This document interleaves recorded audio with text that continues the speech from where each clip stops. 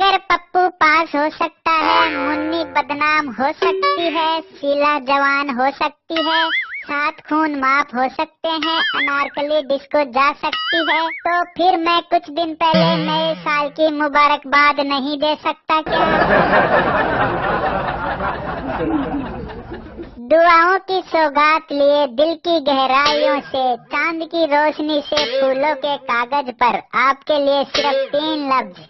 शेर कभी छुपकर शिकार नहीं करते, बुज़दिल कभी खुलकर वार नहीं करते, और हम वो है जो हैप्पी न्यू ईयर कहने के लिए जनवरी का इंतजार नहीं करते।